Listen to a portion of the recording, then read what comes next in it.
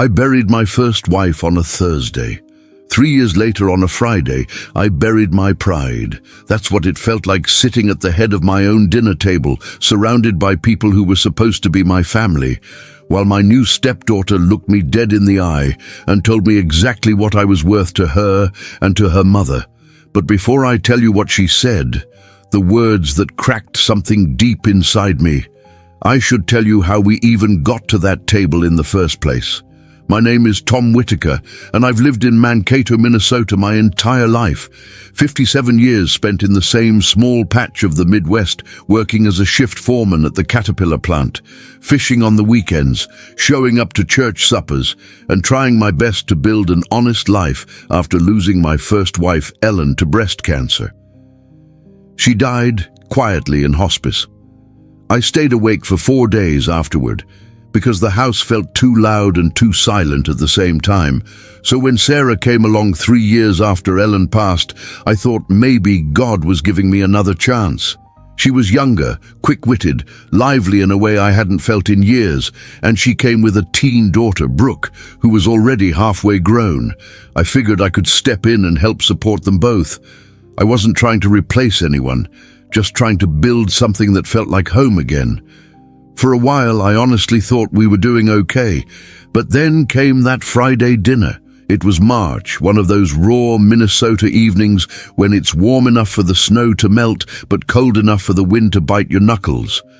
I'd spent half the day cooking a pot roast the way my mother used to, slow with carrots and thyme, until the whole house smelled like warmth.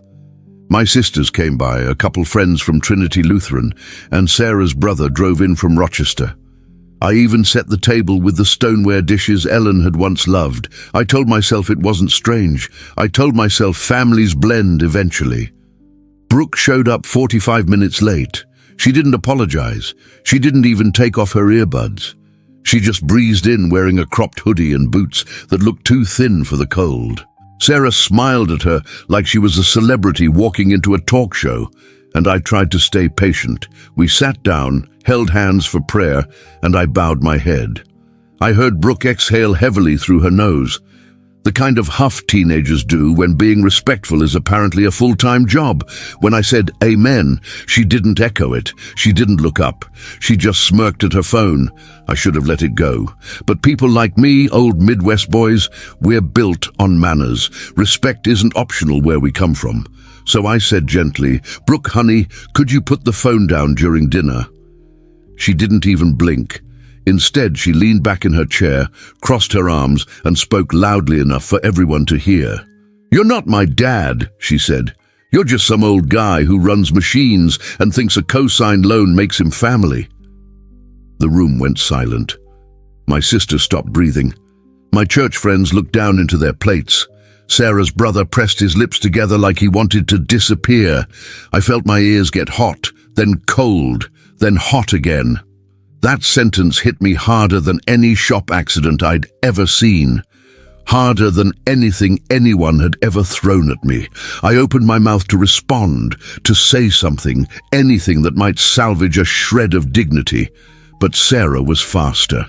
She reached across the table, put a hand on her daughter's arm, and told her loud enough for the entire room to hear, "I told you from the start, she already has a father. You're just the checking account with a pulse." My breath caught. It took me a second to understand the sentence fully, another second to realize she meant it, a third to swallow the kind of humiliation a man doesn't forget, not even at 70, not even on his deathbed. Slowly, I pushed my chair back. The legs scraped across the oak floor, the sound sharp and ugly. I stood up. I didn't shout, didn't grab my coat, didn't storm out. Midwest men don't do that. We hold our storms inside until they turn into something cold and quiet. "I'm going to get more iced tea," I heard myself say. But in truth, I just needed to breathe. I walked into the kitchen, leaned on the counter, and stared at the wood grain until it stopped blurring. A moment later, my older sister, Diane, stepped in behind me. She put a hand on my shoulder. "Tom," she said softly, "you okay?" I didn't answer right away. Diane had been with me through everything. The funeral, the empty months, the nights I questioned whether I'd ever feel anything again. She'd warned me not to jump too fast into something new. She'd warned me I didn't really know Sarah yet. And now here she was, watching me crumble without saying I told you so. "I'm fine," I finally said. The lie tasted metallic. She looked at me with those tired, older sister eyes. "You sure you know what you're doing with them?" she asked. "You barely let yourself heal." I didn't have a good answer. I didn't have any answer, really. By the time I walked back to the table, the conversation had shifted to weather patterns and gas prices, safe topics people use when they're trying to pretend something terrible didn't just happen. Brooke avoided my eyes. Sarah gave me a tight smile, the kind that said she expected things to go back to normal now. But there was no normal left. Not for me, not after what I'd heard. Dinner ended, people left, coats were zipped, cars pulled away, the house grew still again. Sarah washed dishes, Brooke disappeared into her room. I stood in the living room under the warm lamplight, staring at the picture of my first wife hanging on the wall. The one Sarah always said she didn't mind, but I now suspected she hated. And something in my chest shifted. A quiet, steady voice rose up inside me. If I wasn't allowed to be her father, then I sure as hell wasn't going to be her provider. I went to bed early that night, not out of sadness, not out of anger, but out of clarity, the kind that comes right before a storm breaks loose. I barely slept that night. Not because I was angry. Anger burns hot and fast. What I felt was colder, heavier. The kind of cold that settles in your bones and stays there. Around 3:30 in the morning, I finally gave up on sleep and went downstairs to make coffee. The house was quiet, except for the hum of the old refrigerator and the ticking of the wall clock Ellen had bought at a garage sale 25 years earlier. That ticking sound reminded me just how long I'd been holding this family together by sheer will. By the time the sun came up, I already knew what I needed to do next. Not out of revenge, not yet, but out of necessity. If I was going to step back from the role they refused to let me play, then I had to know exactly what role I was playing. Financially speaking, I waited until Sarah took Brooke to campus, then grabbed a folder, my wallet, and my car keys. I told Sarah I had to pick up parts at Fleet Farm. That was technically true, I just wasn't buying tools. Instead, I drove straight to Mankato Community Bank. Now, if you've lived in Minnesota long enough, especially Mankato or Rochester, you know the bank folks by name. I'd been banking there since I was 30. The tellers watched me go grey, watched my kids grow up, watched me walk in alone after Ellen died. When I stepped inside, the place smelled like burnt coffee and printer toner just like always. The same old wooden chairs, the same posters about retirement planning taped crooked on the wall. Familiar, steady, a place where things made sense. I went to the counter and the teller smiled politely. "Morning, Tom. What can we help with today?" "I need to review my accounts," I said. "All of them?" she asked, eyebrows lifting slightly. "Every single one." She led me to a small office and I sat across from a young guy I didn't recognize. He typed in my information and the screen glowed green across his glasses. "Okay," he said, "let's start with your checking." "No," I interrupted gently. "Start with anything new. Anything opened in the last 3 years?" His fingers paused just long enough to tell me he wasn't expecting that request. Then he clicked, scrolled, stopped. He murmured. "That's odd." My stomach tightened. "What's odd?" "Well, there are several credit accounts here. I'm not seeing history for 2 chase cards," and he squinted, scrolling. "Actually 3, all opened online." I stared at him. "Opened under my name?" "Yes, sir. Using your social security number." I felt something deep inside my chest go very, very still. He kept scrolling. "Limit total around $32,000. And he turned the screen slightly. It looks like they've all been used heavily. I leaned forward. What were the charges? He printed a sheet, a long one. When he handed it to me, I felt nauseous before I even read it. Gucci, $2,900. StubHub, Lollapalooza, $1,200. Marriott, Minneapolis, $742. Viabo, Chicago, $550, and on and on and on. Then the kicker, Brooke Nelson Venmo transfers $300. I closed my eyes. It all made sense now. The constant packages arriving for her, the brand new designer bag, the hotel weekends with her friends she claimed someone else paid for. Identity theft committed by my own wife, or at the very least, allowed by her. The young banker cleared his throat. "Sir, have you filed any fraud claims yet?" "No," I said softly. "Not yet. Would you like to start I want to print every document linked to those accounts, and I want a full transaction history for all of them." He nodded quickly. "Of course, give me a few minutes." While the printer chattered in the background, I stared at the boring little office wall. There was a picture of a lake, a calendar with a tractor, a poster about protecting seniors from scams. All of it felt surreal. When he returned, he had a stack of papers an inch thick. "Is there anything else I can do for you today, Mr. Whitaker?" I hesitated, then asked the question I didn't really want the answer to. "Is there anything else suspicious?" He clicked again, scrolled, then inhaled sharply. "Sir, there's also a joint account I don't think you opened." My jaw tightened. "Who's on it?" He swallowed. "You and Sarah Nelson." My full name, her full name, same account, thousands withdrawn monthly, and the notes on the account said it had been created online without me. The whole room felt smaller. Suddenly, the air felt thick. "I'm going to need those documents too," I said quietly. "Of course." I left the bank with a folder that felt heavier than bricks.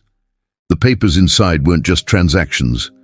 They were betrayals, receipts for disrespect, proof that the woman I'd opened my home and my heart to had been opening my wallet without my knowledge.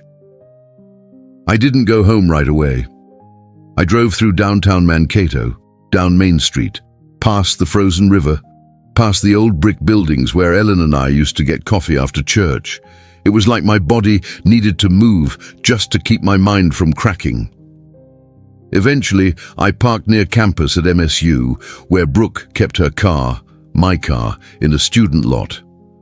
The frost on the windshield glimmered under the afternoon sun, and for reasons I still can't explain, I opened the passenger door and checked the glove box. I don't know what I expected. Maybe registration forms, maybe old receipts. What I found instead made my hand shake. A small leather ring box, old worn brown. It took me half a heartbeat to recognize it. It was the engagement ring box I had bought for Ellen 30 years ago, right before she died. The ring had been removed long ago, but the box was personal, sacred almost. I kept it in a drawer at home, what I thought was a safe place. Brooke had taken it, used it, and inside the lid, I found a folded phone photo printout. Brooke holding the empty box up to her face, flashing a peace sign, caption written in marker, "Fake proposal pics for the gram, LOL." And that wound, that was the moment something hard and cold locked into place inside me, because the credit cards were one thing. The disrespect at the dinner table was another. But this was erasing the memory of the woman I once loved. This was turning something precious into a prop. I closed the glove box gently, as if the box might break. Then I whispered into the empty car, "Okay, that's enough." I didn't yell. I didn't cry. Midwestern men don't do that. We make plans, and at that moment, mine started forming with perfect clarity. I woke up the next morning before my alarm. Not that I'd slept much, maybe an hour, maybe less. But I woke up with a kind of focus I hadn't felt since the day I lost Ellen. That same sharp, steady clarity a man gets when he knows there's no going back, only forward. It was 5 a.m. The house was dark, quiet. Sarah and Brooke were still asleep upstairs. I moved through the kitchen without turning on a light, poured myself black coffee, and stood by the window.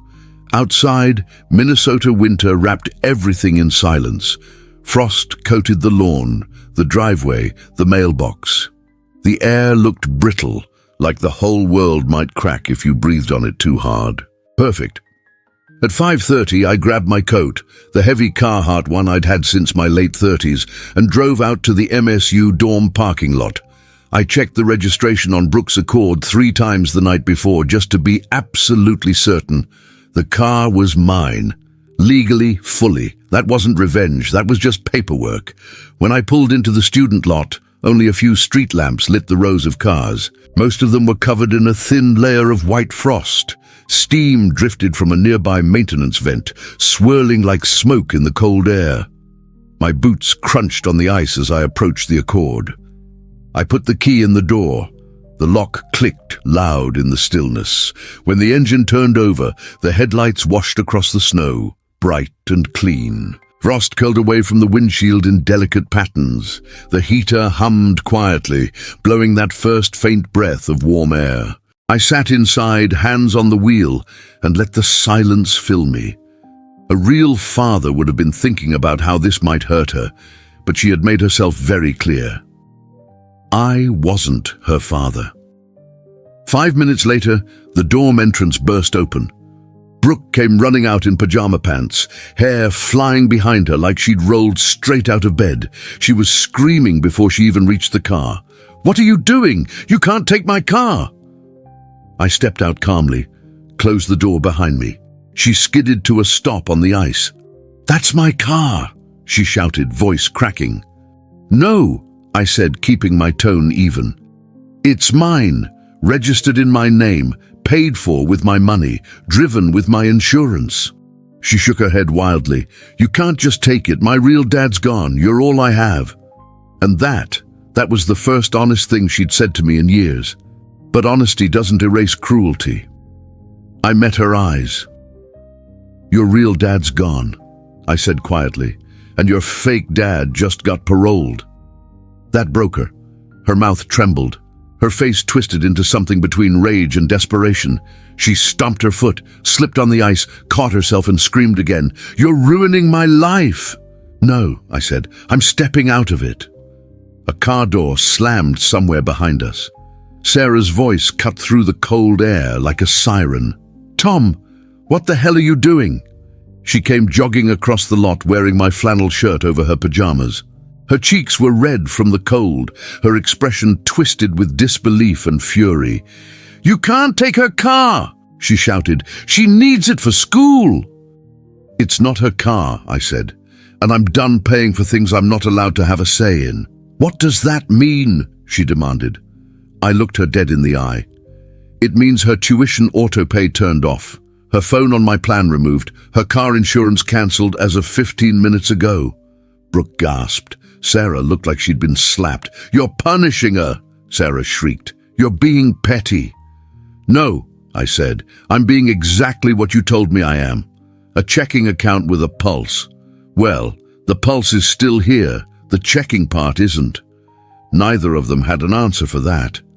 Sarah dragged Brooke away, muttering angry threats under her breath. I drove home slowly, taking the back roads, letting the heater thaw the stiffness in my fingers. When I pulled into the driveway, I felt something I hadn't felt in months. Relief. Not victory, not revenge, just relief. By the time I walked inside, Sarah had already returned. Suitcases were open in the hallway, clothes spilled onto the floor. Brooke was packing while sobbing loudly enough for the neighbors to hear. Sarah pointed at me like I was a snake she'd found in her pantry. "You're insane," she hissed. "We're staying at my brother's until you get your head right." I didn't respond. There was nothing left to say. They slammed the door behind them so hard the picture frames rattled. For the first time since my remarriage, the house was silent. A real silence, a peaceful one.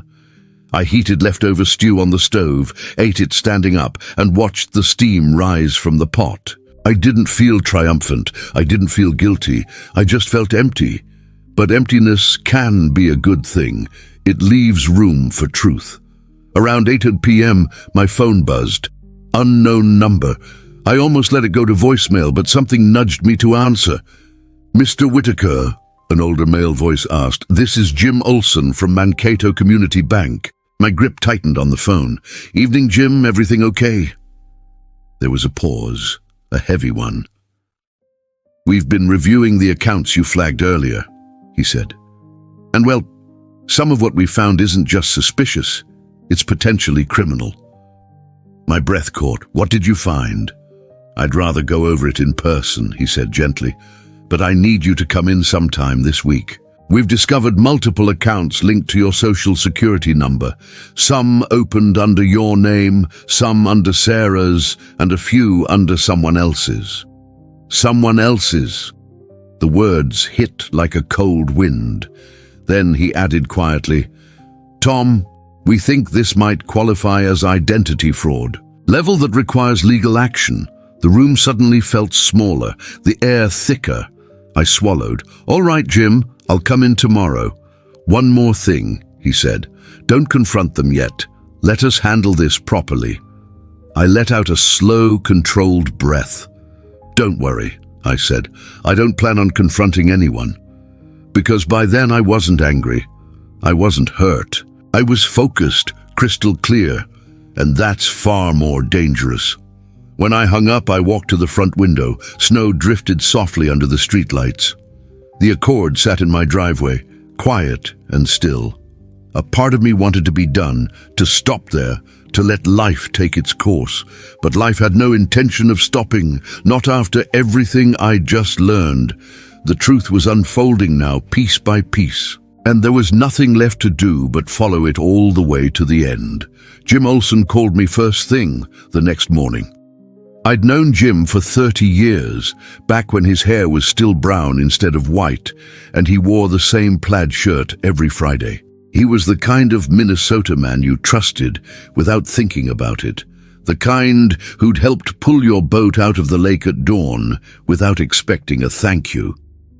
So when he said, "Come in as soon as you can, Tom," I didn't waste time. The drive to Mankato Community Bank was quiet. Frost clung to the grass, and the sky had that pale gray look Minnesota gets before the weather turns. When I stepped inside, the warm air smelled like burnt coffee and copier ink. Jim was waiting for me near his office. He didn't smile. "Morning," he said, voice low. "Let's talk in the back." I followed him into a small conference room. A stack of paper sat on the table, thick enough to stop a bullet. Jim closed the door before speaking. "Tom, I hate to say this, but things are worse than we thought." He slid the stack toward me. "These aren't just unauthorized charges. These are accounts, plural, opened under your name with forged signatures. We also found activity on a credit line opened under Sarah's name, but funded with your information." I thumbed through the paperwork. My name printed where I never wrote it. Transactions I never approved. Digital signatures I'd never made. "How long has this been going on?" I asked quietly. "Looks like at least 20 months, maybe longer." He exhaled. "Tom, this is identity fraud, clear as day." I stared at the documents, each one a punch to the gut, and the worst part, the part that hollowed out my chest, was that it wasn't just Sarah. Some of the accounts listed a secondary user, Brooke Nelson. Jim cleared his throat gently. "We'll need to open a formal case. It'll go before a judge, but I want you to know something." He leaned back in his chair, eyes softening. "I've known you since you were 30. I've watched you sign every mortgage, every truck loan, every savings bond. You've never been late on a payment, never acted dishonest. You're one of the most decent men in Blue Earth County, and you don't deserve this." His voice cracked just a little on the last word. I nodded. My throat was too tight to speak. When I finally did, the words came out low, steady, controlled. "What do you need me to do?" He handed me a pen. "Sign these, then let the system work." 3 weeks later, Sarah served me with legal papers. She wanted a hearing, claimed I had financially abused her daughter by cutting off Brooke's car, college payments, and phone. Claims of emotional harm and domestic financial pressure. It would have been laughable if it wasn't so predictable. The hearing was scheduled for a Tuesday morning at the Blue Earth County Courthouse, a solid brick building with tall windows and cold tile floors that echoed with every step. I arrived early, wearing my best jacket, the grey one Ellen once picked out for me. When Sarah and Brooke walked in, they looked confident. Brooke held her phone like she was recording the whole thing. Sarah wore a navy dress that might have looked better if it weren't for the smug smile plastered across her face. Her lawyer, a younger woman with sharp heels and a briefcase that looked too expensive, immediately strode over. "Mr. Whitaker," she said, offering a handshake I didn't take. "We're confident the court will see how harmful your actions were to this young woman." I looked past her at Brooke. She rolled her eyes, same as always. When the courtroom doors opened, we filed in. Sarah sat on one side with her lawyer. I sat alone on the other, but not for long. Because when the judge called the session to order, another figure walked through the side door and took a seat beside me. Jim, in his best church suit, holding another thick folder of documents. Sarah's smile evaporated. Her lawyer blinked. Who is that?" Jim answered before I could. "I'm here as a witness, Your Honor." The judge nodded. "Please proceed, Mr. Olson." Jim stood, cleared his throat, and addressed the entire courtroom. "I've known Tom Whitaker for 30 years. I've personally overseen every loan and account he's ever opened with us. This is a man who has never missed a payment, never lied, and never taken advantage of anyone." He paused, letting the words settle. "But he was taken advantage of repeatedly." Sarah's face drained of color. Her lawyer shifted uncomfortably. "Objection." "Overruled," the judge said sharply. "Continue, Mr. Olson." Jim opened the folder and lifted a stack of papers. These accounts were opened using Mr. Whitaker's social security number. These signatures are forged. These credit lines were taken out in his name and used for purchases, including hotels, luxury goods, travel expenses, and direct transfers to Miss Brooke Nelson. A murmur rippled through the courtroom. Jim wasn't done. "I'd also like to present these screenshots." He held up photos taken from Miss Nelson's public Instagram account. They show her posing with an engagement ring box Mr. Whitaker bought for his late wife, a deeply personal item taken without permission. Brooke gasped. Sarah covered her mouth. The judge turned slowly toward them. "Miss Nelson," she said, voice icy. "Is this true?" Brooke stammered. I didn't know it was his dead wife's." "You stole from a grieving man," the judge snapped. "Sit down." Sarah reached out to steady her daughter, her hands trembling. She started whispering frantically, something about misunderstandings, exaggerations, mistakes, but the damage was already done. The judge turned her full attention to Sarah. "Mrs. Nelson, you opened fraudulent credit lines under Mr. Whitaker's name, used his financial identity illegally, and allowed your daughter to benefit from these crimes. You then attempted to portray him as abusive." Sarah shook her head desperately. "Your Honor, I can't explain." But the judge was already reading the ruling. "I find Mr. Whitaker free of all liability. All debts incurred under these fraudulent accounts are the responsibility of Mrs. Nelson. Furthermore, I recommend this matter be forwarded for further review by law enforcement." Sarah's knees buckled, literally. She collapsed into the chair behind her, gasping for breath. Her lawyer reached out to steady her, but she swatted her away. Brooke just stared at the floor, hands shaking. I watched it unfold without smiling, without flinching. I didn't need to. The truth was doing the work. Jim leaned toward me and whispered, "You did good, Tom. Maybe not." But what I did feel was something I hadn't felt in a long, long time: freedom. When the judge dismissed the hearing, Sarah tried to approach me. "Tom, please wait." But I just shook my head and walked past her. She had taken enough from me. Now she was losing only what she had stolen. And that wasn't revenge. That was justice. When I walked out of the courthouse that morning, the air felt different. Lighter, cleaner, like the cold Minnesota wind had finally blown the weight off my shoulders instead of right through me. I stood at the top of the courthouse steps for a moment, staring out at the quiet streets of downtown Mankato, watching cars drift past the old brick buildings and the frozen river just beyond them. For the first time in a long time, I didn't feel like a man who was holding something together with both hands. I felt like a man who could finally let go. Jim clapped me gently on the back. "You need anything, Tom. You call me."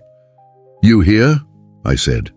He nodded once, gave me that small, reassuring smile older Midwestern men use instead of full-blown emotion, and walked off toward his truck. I stood there a little longer, letting the March air sting my cheeks. It felt good, honest, a reminder that I was still here, still standing. The house felt different after Sarah and Brooke were gone. Quieter, almost too quiet at first. No footsteps upstairs, no slamming doors, no perfume cloud in the hallway that made me sneeze. Just the sound of the furnace kicking on every so often and the soft hum of the refrigerator. For a few weeks, I kept thinking I'd hear Sarah's voice float downstairs or see Brooke's bag tossed on the counter like she owned the place. But the silence eventually softened, turned warm, familiar. I realized it was the same kind of silence I'd lived in with Ellen, the kind that held space for peace instead of chaos. I started cooking again, real meals, not just microwave leftovers or sandwiches eaten standing over the sink. I fixed the loose cabinet in the kitchen and rehung the picture frames that had rattled when Sarah slammed the door on her way out. I sharpened my tools, cleaned the garage, and took slow walks around the neighborhood in the evenings. One Saturday morning, I did something I hadn't done in years. I drove out to the St. Paul auto auction, not looking for anything specific, just browsing, I told myself. But I knew exactly what I was hoping to find. And I did.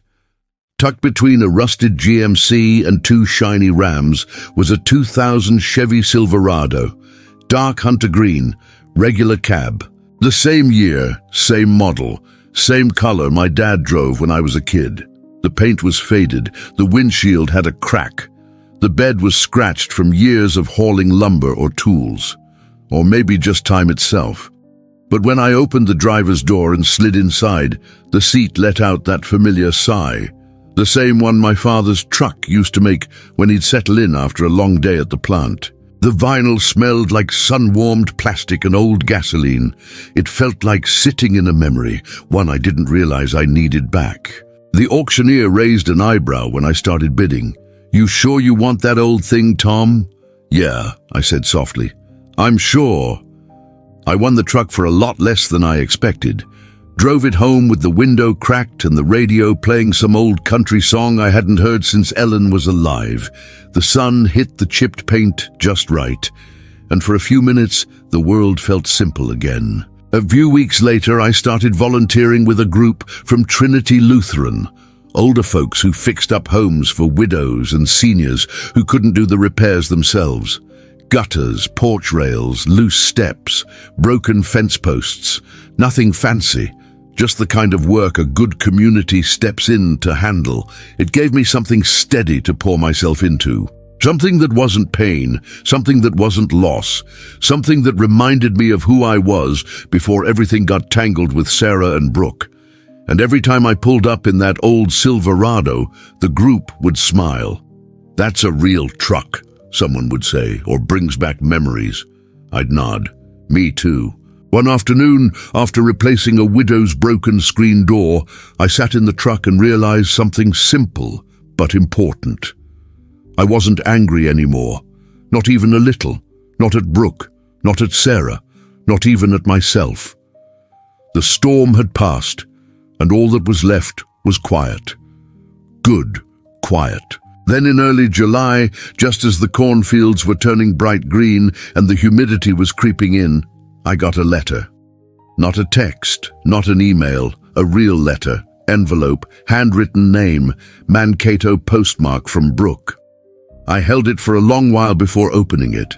My thumb brushed the seal. My chest felt tight in a way I couldn't name. Finally, I pulled out the folded paper. Her handwriting was messier than I remembered. It said, "Tom, I graduated last month. I walked across the stage thinking you'd be there. You weren't. And for the first time, I understood why. I thought you owed me things. Money, a car, a life I didn't earn. Mom always said you would provide no matter what. I believed her, but she never told me who you really were. A good man, a quiet man, a man who tried harder than we ever deserved.